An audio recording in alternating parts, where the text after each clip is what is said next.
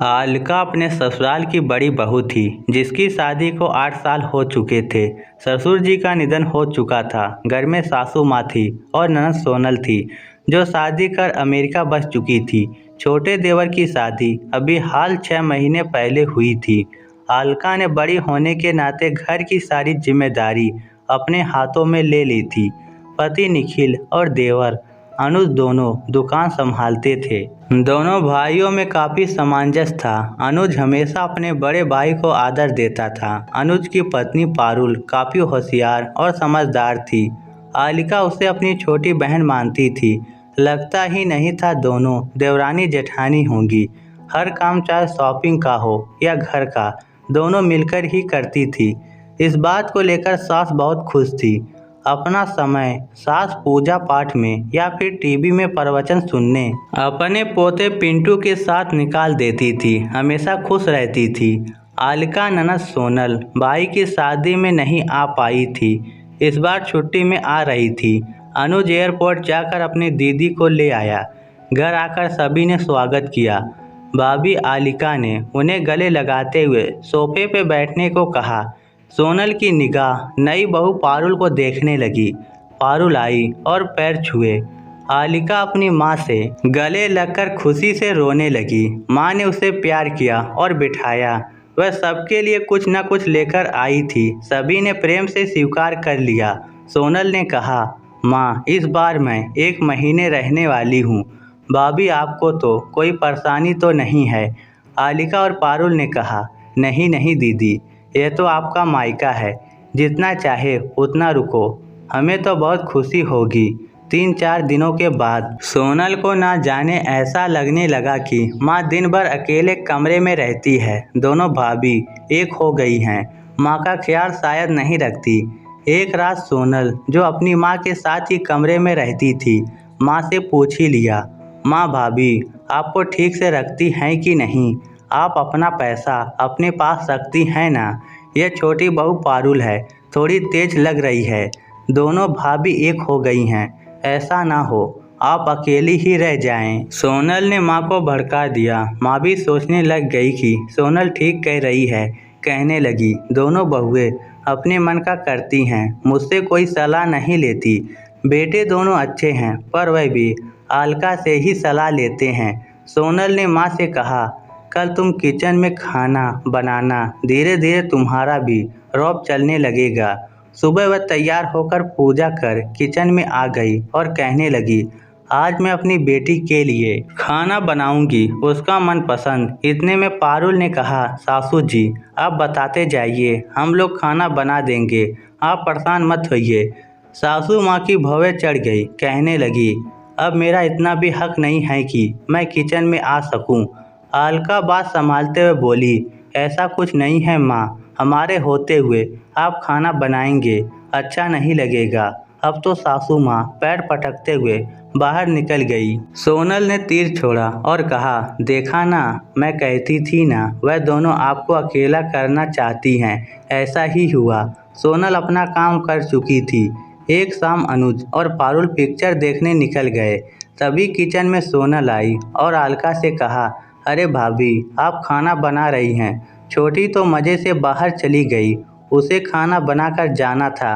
अलका ने कहा, नहीं दीदी, ऐसा कुछ नहीं है, वह रोज़ मेरा साथ देती है। अभी नई नई शादी हुई है तो बाहर जाने का मन तो होता ही है। मैंने ही उसे जाने को कहा था। अब यहाँ तो सोनल की दाल गली नहीं, चुपचाप बाहर निकल गई। वह किसी भी तरह से दोनों में फूट पड़वाना चाहती थी पर काम आसान नहीं हो रहा था। एक दिन सोनल ने पिकनिक जाने का प्रोग्राम बनाया। सभी तैयार हो चुके थे पर माँ ने कहा, मैं नहीं जाऊंगी क्योंकि पैरों में दर्द है। पर सोनल की जिद के आगे माँ को जाना पड़ा। सभी ने बहुत मज़ा किया। घर आए तो माँ की तबीयत खराब हो गई। अलका ने दीदी से कहा, दीदी आप माँ के पास रहिए, मैं और पारुल खाना बना देते हैं। अब तो सोनल को मौका मिल गया। क्या भाभी आप माँ की सेवा नहीं कर सकती? मैं तो पहले से ही जानती थी कि मेरी माँ अब बोझ बन गई है।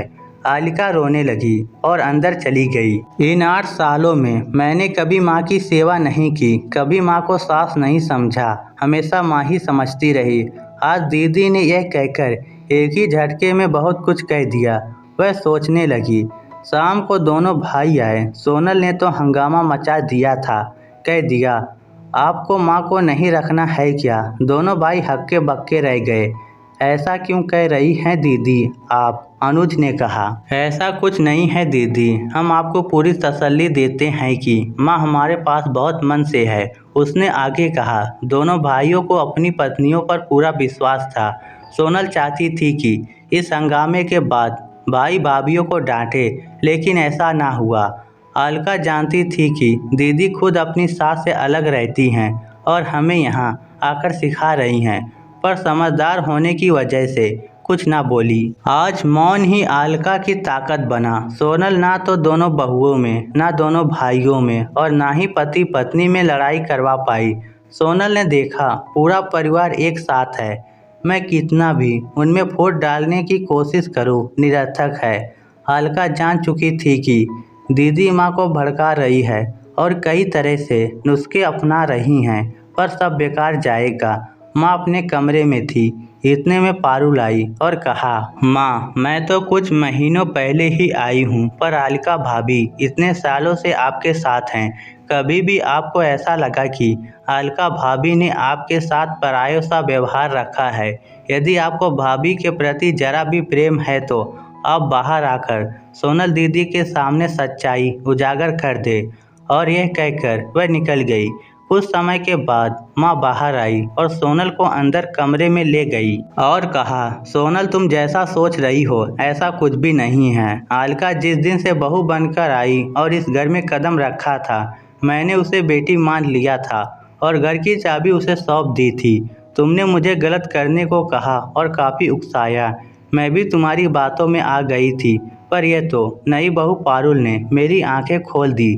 घर की बेटी होते हुए भी तुम इस घर में फूट डाल रही थी। बेटी तो घर को जोड़ कर रखती हैं, पर तुम मुझे भी अलग करने का सोच रही थी। दोनों बहुएं मुझे मान सम्मान देती हैं। घर में बहू आ जाए तो सास को घर उन्हें सौंप ही देना चाहिए। समय बदलता है तो हमें भी बदलना चाहिए।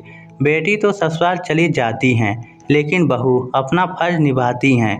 मुझे मेरी बहुओं से कोई शिकायत नहीं।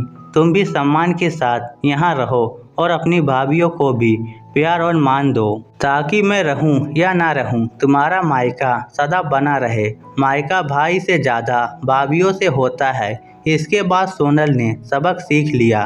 परिवार तभी एक साथ खुश रहता है जब सदस्य एक दूसरे को समझे। दोस्तों, ये कहानी लिखी हैं पायल धवलिया जी। इस कहानी को लेकर आपकी क्या राय है? नीचे कमेंट करके हमें ज़रूर बताइएगा। धन्यवाद।